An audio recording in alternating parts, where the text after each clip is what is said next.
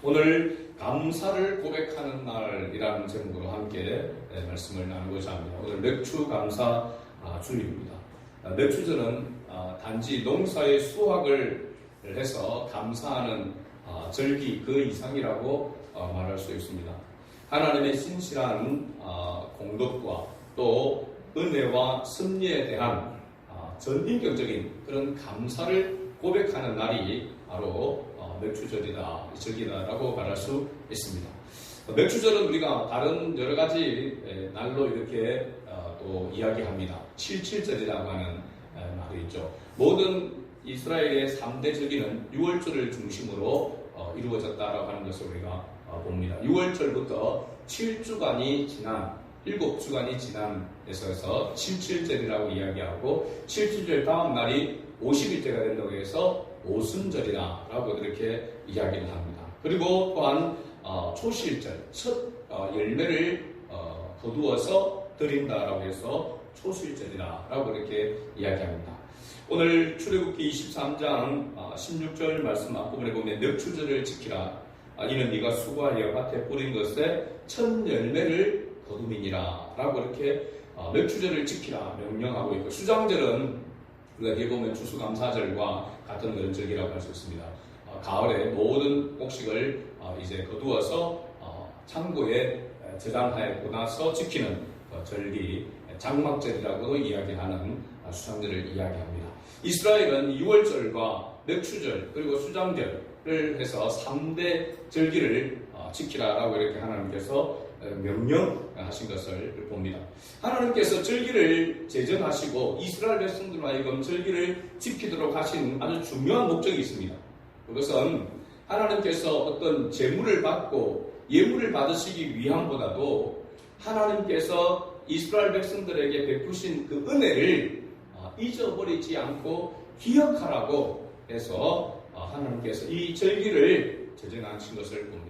그리고 6월절 같은 경우는 하나님께서 이스라엘 백성, 언약의 백성을 애굽에서 이끌어내신, 구원하여 내신 바로 그것을 기억하도록 하는 것이고, 그리고 이 맥주절은 마찬가지로 또 모든 것 가운데 하나님께서 간섭하시고 하나님의 돌보심과 인도하심이 함께하고 있음을 기억하라고 하는 것을 말하고 있습니다. 제가 이스라엘 탐방을 갔을 때에 4월달에 갔습니다. 4월달에 갔는데 거기는 벌써 4월에 밀과 보리가 다 이렇게 익어서 추수할 때가 됩니다. 그러니까 이스라엘의 이 절기로 보게 되면 바로 이 맥주절이 4월이라고 이렇게 말할 수 있습니다. 우리는 6월 지금 7월초 지금 거의 보리를 다 우리는 이제 추수하고 모심기를 이렇게 하고 있는 그런 모습을 봅니다. 그래서 6월 중순부터 해서 7월 초까지 이제 보리와 밀을 추수하는 그런 절기가 되어 있는데,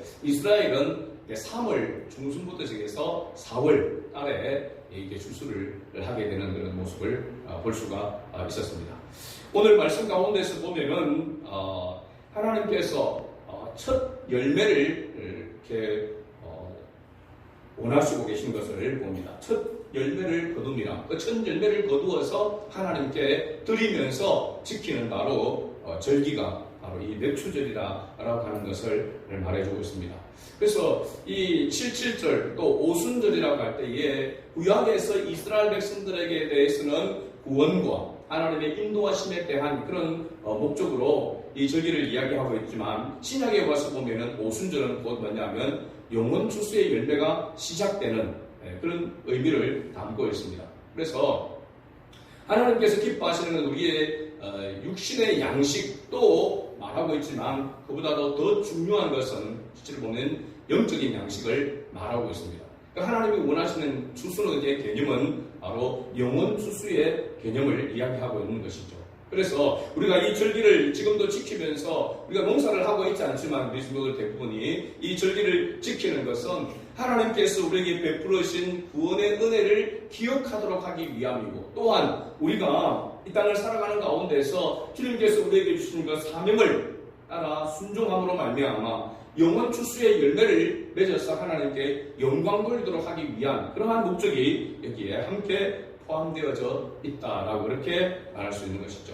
우리 모든 그리스도인들은 우리의 모든 삶의 영역에서 우리의 모든 삶이 하나님의 주권 아래에 있다. 하나님이 모든 것의 주인 되시고 하나님께서 모든 것을 다스리신다라고 하는 이 하나님의 주권 아래에 있습니다. 그래서 그 어떤 것도 하나님의 은혜가 없이는 존재할 수 없다라고 믿는 것이 바로 우리 그리스도인이라고 말할 수 있습니다. 그러므로 우리는 눈에 보이는 것뿐만 아니라 눈에 보이지 않는 그 배후에 역사하시는 하나님의 존재를 기억하고 하나님께 모든 감사와 찬양을 올려드리는 것이 진정한 그리스도인의 삶이라고 말할 수 있습니다. 야고보서 1장 17절 말씀에 보면은 온갖 좋은 은사와 온전한 선물이 다위로부터 빛들의 아버지께로부터 내려오나니 그는 변함도 없으시고 배제하는 그림자도 없으시니라. 아멘. 이렇게 기록하고 있습니다. 온갖 좋은 은사와 온전한 선물이 다 위로부터 빛들의 아버지께로 하나님 아버지께로부터 내려온 것이다 라고 이렇게 말하고 있습니다. 우리의 일상적인 양식과 건강 또 시간조차도 하나님의 전적인 은혜로 주어졌다라고 하는 것을 말해주고 있는 것이죠.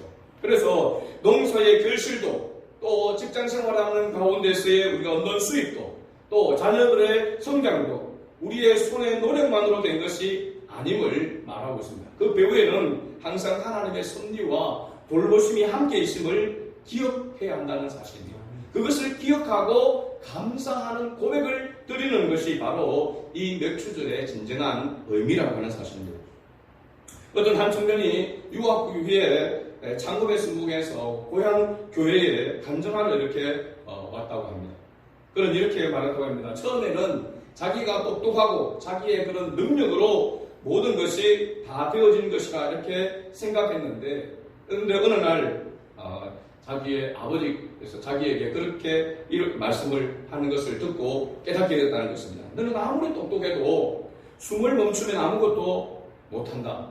숨 쉬는 것도 하나님의 은혜다 라고 하는, 그래서 네가 하는 그 모든 것이 네가 네 힘으로 하는 것 같이 보여지지만 하나님의 은혜다라고 하는 그것을 듣고 깨닫고 그 마음이 자기의 마음을 울렸다라고 이렇게 고백했습니다. 당연하게 여긴 모든 것이 하나님의 은혜요 선물이라고 하는 것을 깨닫게 되었다는 것입니다.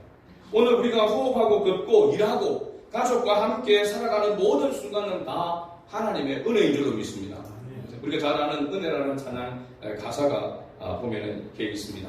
내가 누려왔던 모든 것들이, 내가 지나왔던 모든 시간이, 내가 걸어왔던 모든 순간이 당연한 것이 아니라 은혜였소. 아침 해가 뜨고 저녁의 노을, 봄의 꽃향기와 가을의 열매, 변하는 계절의 모든 순간이 당연한 것이 아니라 은혜였소. 모든 것이 은혜였다라고 이렇게 고백하고 있습니다.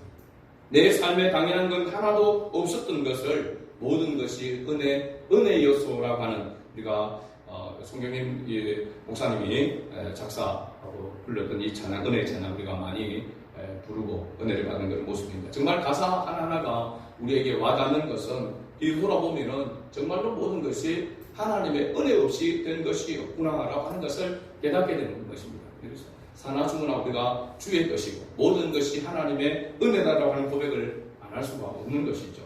올해 우리 텃밭에 저는 이게 살구나무가를 이렇게 봤습니다. 봄에 꽃이 많이 이렇게 펴서 야 올해 살구를 열매를 많이 따먹겠구나 이렇게 생각했습니다. 그 꽃이 지고 열매가 많이 열렸습니다. 열매가 얼마나 많이 열렸는지, 그래서 올해 정말 살구 열매를 많이 따먹을 수 있겠구나라고 이렇게 기대를 했는데 어느 날 보니까 살구나무의 잎이 다 사라졌어요. 살구나무에 잎이 하나도 없는 거예요. 앙상한 가지만 남아있는 것처럼. 그래, 이 어떤 벌레인지는 알 수 없지만은 잎을 하나도 남김없이 전부 다 갉아 먹어버려요. 그래도 잎을 갉아 먹어도 열매는 맺혀져 있으니까 열매는 크고 있겠지라고 이렇게 생각했습니다. 그러는데 얼마 지나니까 열매도 다 쪼그라들어 버리고 다 떨어져 버리고 제대로 된 살구 열매를 하나도 수확을 하지 못했습니다.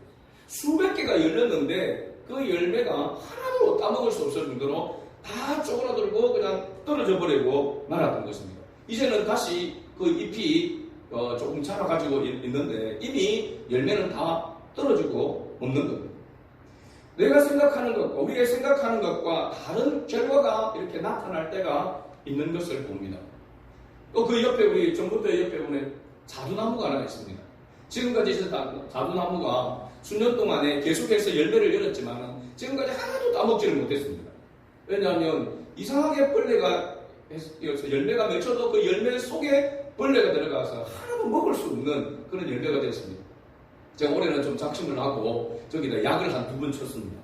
도저히 안 되겠다 싶어서 약을 2번 쳤더니만 지금 가지가 막 부러질 정도로 자두 열매가 이렇게 많이 맺혀져 있습니다. 지금까지 하나도 따먹지 못했던 그 자두 열매가 지금 주렁주렁 맺혀져 있는 것을 이렇게 봅니다. 그래서 참 신기하다. 기대했던 살구나무는 열매는 하나도 없고 자두나무는 이렇게 자두 열매가 가지가 부러질 정도로 지금 흐드러지게 열려 있는 그런 모습을 보면서 참 내 뜻과 내 생각과 다르구나라고 하는 것을 느꼈습니다. 우리가 하나님의 섭리와 하나님의 주권을 믿지 않을 수가 없는 것은 우리의 계획과 우리의 생각대로 되지 않는 그런 모습을 통해서 깨닫게 되는 것이죠. 신약성경 고린도전서 3장 6절과 7절에 보면은 이렇게 기록하고 있습니다. 그런즉 심는 이나 물 주는 이는 아무것도 아니로되 오직 자라게 하시는 이는 하나님뿐이시니라. 심는 이와 물 주는 이가 한 가지이나 각각 자기가 일한 대로 자기의 상을 받으리라. 이렇게 기록하고 있습니다. 자라나게 하시는 하나님의 돌보심과 하나님의 인도하심이 없이는 열매를 거둘 수가 없다라고 하는 것을 우리가 보게 되는 거죠. 그러므로 첫 열매는 하나님께 드려야 될 감사의 고백입니다. 근데 가만히 보면 우리가 사실 첫 것의 첫 열매를 생각해 보면은 첫 것의 첫 열매가 얼마나 귀합니까? 그죠? 그동안 먹을 것이 없다가 첫 열매를 얻어서 그 얻은 것을 누구와 나누고 싶겠습니까? 가장 먼저 내 가족들과, 그렇죠? 내 가족들과 함께 그 첫 열매를 나누고 싶지 않겠습니까? 그죠? 근데 하나님께서 이 첫 열매를 가지고 첫 것을 하나님께 드리라라고 이렇게 말하고 있습니다. 첫 것을, 그 귀한 것을 하나님께 바쳐라, 드리라라고 이렇게 말하고 있는 것이죠. 그건 왜일까? 하나님께서 그것을 먹으시려고, 그죠? 바치라고 하는 것도 아니잖아요. 그죠? 근데 왜 하나님께서 이스라엘 백성들에게 그 귀하게 처음 맺혀진 그것을 하나님께 첫 것을 드리라고 이렇게 말씀하는가? 그래서 여기 굉장히 중요한 의미가 담겨져 있습니다. 우리는 보통 어떤 일의 결과를 가지고 감사하려고 합니다. 그러나 하나님께서는 결과 이전에 먼저 감사를 믿음으로 표현하는 것을 하나님이 원하신다는 사실입니다. 그렇죠? 처음 것을 하나님께서 바치라고 하는 것은 처음 것을 바치게 될 때에 마지막 끝까지 하나님께서 책임져 주시겠다라고 하는 그런 의미가 담겨져 있는 것입니다. 우리가 하나님의 것이라고 한다면, 우리가 하나님께서 베푸신 그 은혜를 우리가 깨달았다고 한다면, 그죠? 우리가 하나님 앞에 믿음의 고백으로 들을 수 있는 그런 모습을 하나님은 원하신다는 사실입니다.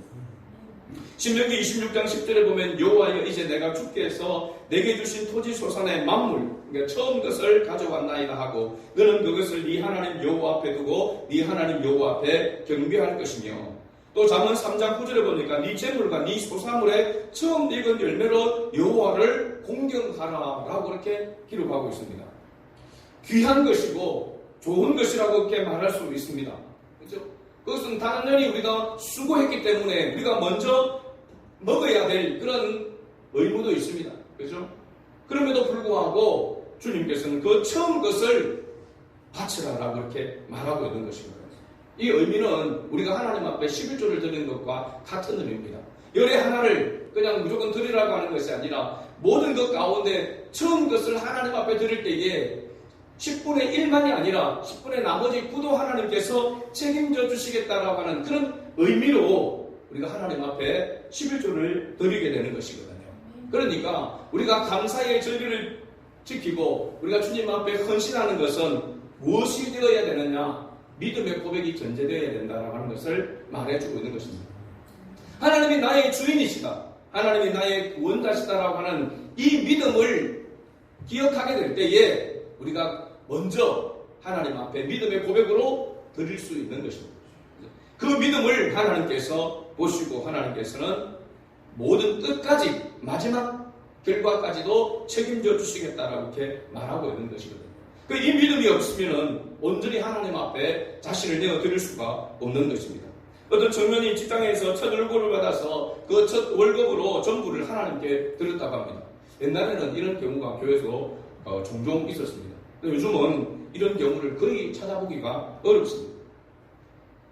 가족들을 비롯해서 아니 어떻게 그럴 수 있느냐, 그렇게 고생해서 직장을 얻어서 들어가고 또 한 달 동안 수고하고 했었는데 받은 첫 월급을 하나님 앞에 드렸다는 거, 아깝지 않느냐, 주변에서 이렇게 이야기합니다.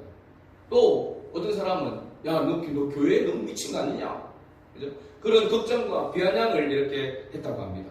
그러나 그 청년은 이렇게 대답했다고 합니다.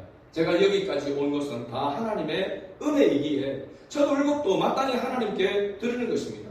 이것이 하나님께 대한 저의 믿음이고 순종입니다 라고 이렇게 고백했다라고 합니다. 요즘은 이런 이런 청년을 찾아보기도 어렵지만은 첫 월급의 11조라도 하나님 앞에 드리면 정말 대단한 거죠. 감사한 것이라고 이렇게 말할 수 있습니다. 좋은 믿음은 하나님께서 베푸르신 은혜를 깨닫는 데서 나온다라고 하는 사실입니다. 하나님의 은혜를 깨닫지 못하면 하나님 앞에 믿음의 고백으로 자기를 내어 던질 수가 없는 것이죠. 그러므로 하나님께 드리는 첫 것은 단순한 의무가 아니라 하나님이 우리의 삶의 주인이심을 인정하는 믿음의 고백인 것입니다. 우리가 하나님 앞에 드리는 모든 예물도, 모든 헌금도, 또 헌신도 하나님 앞에 우리가 믿음의 고백으로 드려져야 될 줄로 믿습니다. 이게 하나님께서 기쁘게 받으시는 줄로 믿습니다. 결론적으로 보면 우리는 모든 것이 하나님께로부터 오는 은혜요 선물임을 알아야 합니다. 매일매일 삶 가운데서 이것은 우리의 감사의 시선을 회복하는 것입니다. 감사의 삶을 회복하는 것입니다. 범사에 감사하라고 말씀하고 있잖아요. 그 범사에 감사할 수 있는 것은 하나님이 나의 삶의 주인이시고 하나님의 은혜로 살아간다라고 하는 그 믿음을 회복할 때에 감사하는 삶이 모든 삶의 영역에서 나올 수가 있는 것입니다. 두 번째는 하나님께서 자라게 해주시고 열매 맺게 해주신다는 것을 알아야 합니다. 이것은 겸손한 신앙의 회복이라고 말할 수 있습니다. 하나님께서 나의 모든 삶을, 나의 모든 인생을 하나님께서 책임져 주실 것이라고 하는 이 믿음으로 하나님 앞에 나아가야 하는 것이죠. 마지막 첫 열매를 하나님께 드려야 되는데 이것은 바로 믿음과 예배의 회복이라고 말할 수 있습니다. 우리의 믿음은 결과를 가지고 하나님 앞에 드리는 것이 아니라 믿음으로 드리고 나서 결과를 기다리는 것입니다. 시편 136편 1절의 말씀을 보면 여호와께 감사하라. 그는 선하시며 그 인자심이 영원하미로다. 하나님이 어떤 분이신가 라고 하는 것을 우리가 깨닫게 되어지고 믿게 되어질 때에 이런 믿음으로 자신을 먼저 내어드릴 수가 있는 것입니다. 우리가 모든 필요한 것들을 다 채우고 난 다음에 남은 것으로 하나님 앞에 드리는 것이 아니라 우리의 모든 것들을 드리기 전에 먼저 드려야 하는 것입니다. 제가 이 맥주 감사절을 절기를 달력을 잘못 보고 7월 셋째 주일로 이렇게 7월 20일이라고 광고에 했었잖아요. 그죠? 알고 보니까 진주에 있는 교회에 올해 역사를 담아서 달력을 이렇게 해서 각 교회 하나 이렇게 보내주셨더라고요. 그래서 제가 그것을 녹용실에 이렇게 걸어 넣었습니다. 사진과 그 역사를 이렇게 매달 이렇게 보면서 그걸 보니까 거기에 달력에 7월 셋째 주가 맥주 감사주일이 되어 있는 거예요. 7월 감사주일. 그래서 왜 모든 교회가 7월 첫 주일이 맥주 감사주일을 이렇게 지키는데 왜 이 교회는 7월 셋째 주일을 지키게 됐는가? 잘못한 것 아닌가? 그래서 그 교회 어떤 무교육자 출신이었던 목사님에게 이렇게 물어봤습니다. 그래서 내가 이런 경우를 이렇게 봤는데 7월 셋째 주일 날 거기 맥주 감사주일을 이렇게 되어 있더라라고 하니까 거기는 대부분의 성도들이 공무원이라 7월 셋째 주 7월 17일 그 정도의 월급을 받기 때문에 7월 셋째 주일 날 그래서 맥주 감사주일을 한다는 거예요. 그래서 제가 듣고 나서 좀 마음이 좀 씁쓸하더라고요. 보니까 이 말씀을 또 생각하면서 우리가 하나님 앞에서 물론 이게 인간적이고 상식적으로 보면은 그게 맞다고 할 수 있습니다. 그러나 신앙적으로 보면은 우리가 하나님 앞에 드리는 절기가 월급을 받아서 거기에 나와서 그때 드려야만 하는 것인가? 하나님 앞에 드리는 믿음으로 드린다고 한다면 미리 준비를 해 놓아야 되는 거죠. 그죠? 미리 준비를 해서 하나님 앞에 그것을 드릴 수 있어야 되고, 또 나의 모든 것들을 다 충족하고 난 다음에 하나님 앞에 남은 것으로, 여유에 있는 것으로 드리는 것이 아니라 먼저 하나님 앞에 내어드리는 것을 하나님께서 원하신다라고 하는 사실입니다. 그 믿음을 하나님이 원하신다라고 하는 사실이죠. 그죠? 그런 측면에서 보면은 그건 좀 맞지 않는 것 같다라고 하는 그런 생각이 들었습니다. 사랑하는 성도 여러분, 저와 여러분들은 하나님께서 택한 하나님의 자녀인 줄로 믿습니다. 하나님의 백성인 줄로 믿습니다. 우리의 주인은 하나님이십니다. 우리의 먹고 살고 하는 모든 것이 하나님의 영광을 위한 것에 있는 줄로 믿습니다. 그렇다고 한다면 우리의 삶에 있어서도 우리의 믿음의 고백도 주님이 먼저가 되어야 될 줄로 믿습니다. 하나님이 먼저가 되어야 될 줄로 믿습니다. 이 신앙을 회복할 때에 비로소 우리는 범사에 감사할 수가 있습니다. 그리고 우리는 항상 하나님을 경배하고 예배하는 그런 삶을 회복할 수가 있다라고 하는 사실이죠. 이 맥주 감사주의를 통하여서 우리가 다시 한번 이러한 은혜를 회복할 수 있기를 원합니다. 감사의 시선을 회복하고 겸손한 신앙을 회복하고 또한 우리의 믿음과 예배를 회복하는 그런 계기가 될 수 있는 은혜가 있기를 주의 이름으로 축복합니다. 아멘.